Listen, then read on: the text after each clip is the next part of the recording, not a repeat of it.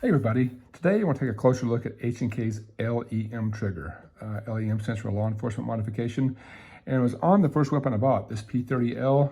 I didn't know what it meant, but I figured, hey, if it's good enough for law enforcement, it's good enough for me. And even after I had the gun for a while, I didn't really know what it meant. So I thought if you're curious about it, maybe I'll take a moment to show you sort of what the LEM does or how it works. So I want to compare and contrast this P30L with the LEM trigger, double action, single action kind of LEM trigger, with a standard H&K 45C with a safety and decocker. So first, safety check. Mag well's empty. We've cleared this before, but I'll do it on camera anyway. The barrel's empty. We're clear. And this guy here, empty and empty. So first of all, standard double action, single action. I'm left-handed, got to turn it this way. Hammer fired gun, of course. Your first pull is a big, long, heavy pull. I don't know the weight, but it's a lot.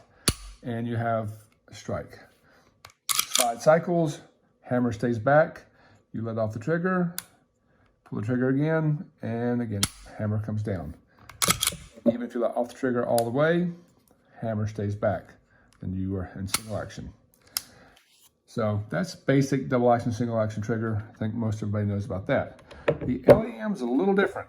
Again, it says it's kind of double action, single action, kind of double action, double action. So first pull, big, long, heavy double action pull. Watch that. Just go back. And there it goes. So then you have a slide.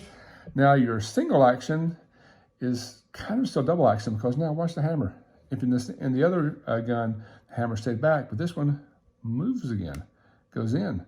So if you take your finger off the trigger, it's all the way back to double action. Now your trigger pull is a whole lot lighter, but again, you have the hammer moving again. So now you're in quote unquote single action, although the trigger is doing two actions, cocking the hammer and then firing the hammer. So again, that second pull is really soft and sweet, but it is a long pull that moves the hammer again. So again, in single action, this one stayed back on the other gun, right? On this guy, you let off, even on the reset, hammer goes to there, there was your reset, and you fire. So the reason I think that H&K designed this, and I'll post a cool video from H&K in the comments, is for law enforcement to carry it cocked and loaded, but not necessarily locked. So cocked and locked on a standard double action, single action is basically the gun is cocked like this. You put the safety on, and then now you get no trigger pull, right? Nothing happens. So if you're law enforcement and you draw the gun, turn the safety off, pull the trigger, got the bad guy. Now, when things get really scary and start moving really fast, it may be confusing. Wait, do I turn this? Is it on?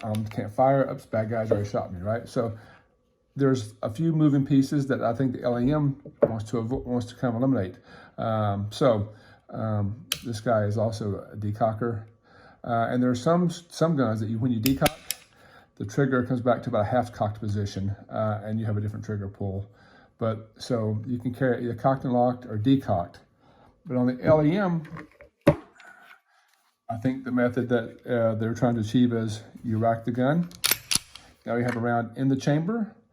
And again, there's no safety on this gun, but there's no way you're actually accidentally going to pull this trigger with the hammer on there if you holster it. That's usually when most of the misfires could happen. Is when you try to trigger something, maybe try to holster it and the trigger get caught on something. So if you holster it with your thumb on the hammer, nothing's going to happen. You can't do that with your thumb on there. So holster it with your thumb on the hammer. Now you have the gun in your holster, it's loaded. When you're ready to draw, you draw and you pull the trigger. Now, this isn't a big, long pull. This is that nice, sweet, long, but soft second trigger pull I showed you earlier. So a lot cleaner and easier to draw and shoot quickly. So anyway, that's the point of the LEM trigger. If you didn't know, because there weren't really a lot of videos or books out there when I first looked it up, didn't know what it was. I will tell you, I had a harder time adjusting to this one than just a standard trigger. I shot these great out of the box. This one takes a whole lot of practice just because there's so much movement from the reset, back to here, pull, sponge, and fire. Where most of the other single action guns, you know, the trigger, or the hammer doesn't move, trigger resets nice and short right here, and you pull again. This one, it lets off, and then it goes further out.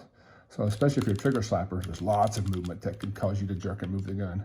But with practice, any trigger is a good one, and with practice, this one is insanely accurate. It just took me a little more practice with this guy than this guy. So anyway, if you've ever been curious about an LEM trigger, hopefully this helped give you some more visibility to it. So thank you so much for watching.